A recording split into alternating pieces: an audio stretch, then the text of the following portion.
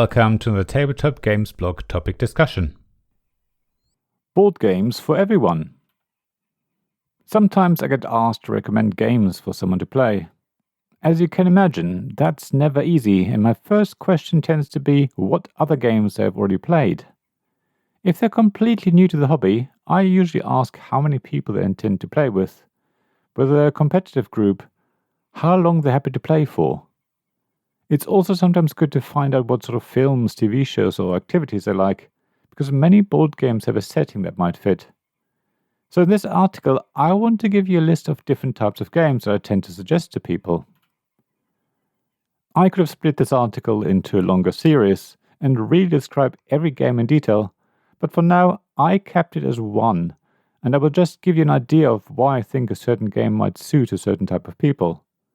If you want to find out more about each game, there are links to either one of my reviews or the publisher's website.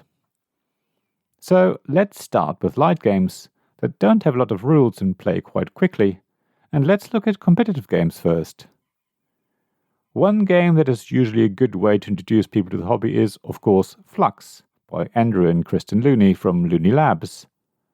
It ticks a lot of boxes. It's a card game, so it's easy to take with you and can be played pretty much anywhere, as it doesn't take up a huge amount of table space. It can be played with up to 6 players as well, which means it's very flexible and doesn't matter if only a couple of your friends show up, or if you have a larger group. Flux also basically has one rule, at least to start with. Draw a card, then play a card. Everything else evolves as you play, and all you really need to do is read the text on the cards. Sure, you also have to know how to win the game, and how new rules replace existing ones, but that's not too difficult to grasp. Flux can take a little while to play, but it can be over very quickly as well. It really depends on the players and the luck of the draw, but ultimately, it plays so quickly that people are usually happy to play it at least twice back to back. There are also dozens of versions of the game out there with different settings and themes, that everyone should be able to find one that suits them and their group. It also means that if you get bored with your Flux, you can buy another version that introduces a couple of minor changes to keep things fresh for you and your friends or family. For people who prefer games where luck plays a bigger role, I always recommend one of the many Min-Tin games by Kate Beckett and David Rennie Miller from Subquark.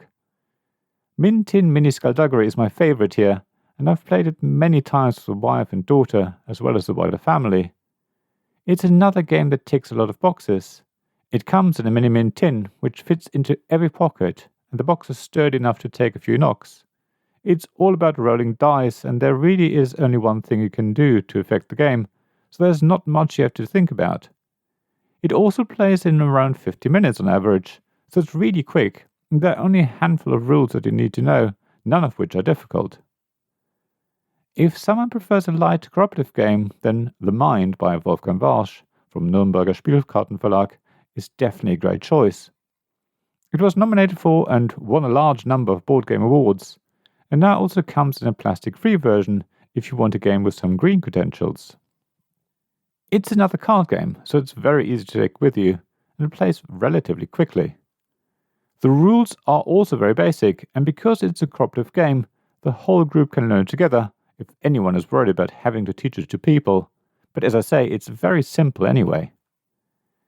If you're trying to cater for a group of people who might prefer something slightly longer, maybe with a couple of extra rules, then Quacks of Quedlinburg, also by Wolfgang Warsch, but from Schmidt-Spiele, is a competitive push-your-luck game with simple rules that takes around an hour to play.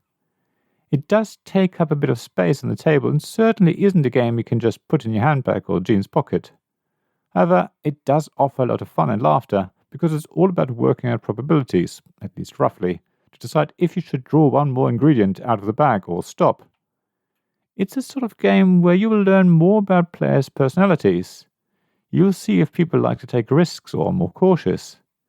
It will appeal to people who just want to have a bit of fun playing games with friends or family, as well as people who are really competitive and who will plan what ingredients to buy and who formulate their strategy from the start. So it really works for a wide range of people, and it's a great introduction to push your luck. Another fun competitive game that takes a little longer to play and has few rules to learn, but isn't too taxing, is Colt Express by Christophe Rambaud from Ludonaut.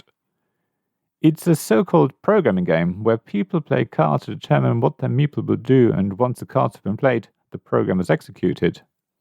Of course, things won't always go to plan because there are several players' meeples that can affect your meeple's actions. That can lead to hilarious moments where Meeple was going to snatch some loot, but because they are pushed into another carriage on the train, they're grasping thin air. The game comes with a 3D cardboard train, which looks great on the table and is a real draw. It also plays relatively quickly, making it easy to play Colt Express 2 or 3 times back to back. The rules aren't too difficult, even though the game won't make much sense until one round has been played, and the card's program is run, when everyone realizes what the card means and how it affects the game. It's one of my favorite family games for sure, and I have now played it with various groups of people who all enjoyed it. I want to end the article with a cooperative game that is for those who want something puzzly and are happy to play for around half an hour to an hour, depending on how the game goes. There are a few games in the series, but I think a good one to start with is Forbidden Island by Matt Leacock from GameRight. The game is pretty easy to learn, but very hard to win. It will keep you busy for some time, and you really have to work out how best to work together to gather up the artifacts from the island before it sinks. We played it with our daughter many years ago, so I can assure you that it's a game you can play with children quite easily. In fact, it appeals to a wide range of people who like to work together to solve a puzzle. And if the group likes Forbidden Island and wants to try something else, then there are a couple more games in the series that offer different challenges. So there will be a lot more to explore if you want to. Now, I wonder what games you tend to recommend to people, or what games have been recommended to you when you started in the hobby. I'd love to hear from you, so please share your thoughts on a blog at tabletopgamesblog.com. Thank you for listening to this Tabletop Games Blog Topic Discussion podcast. Please check the description below for links mentioned in this episode, as well as to the written version of this article on the blog. If you enjoyed this episode, please subscribe, give us some stars, or leave a review. Please also tell your friends about me, and if you want to offer financial support, check out my Patreon and Ko-fi pages, links to which you'll find in the blog at tabletopgamesblog.com.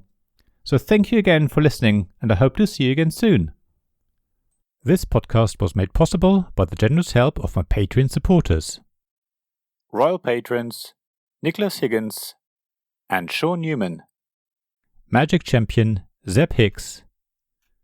Castle Guards David Miller and James Naylor. Dice Masters Alex Bardi, Paul Grogan and Robin Kay. And Shining Lights Gavin Jones, Sarah Reed, Richard Simpson and Tim Vernick.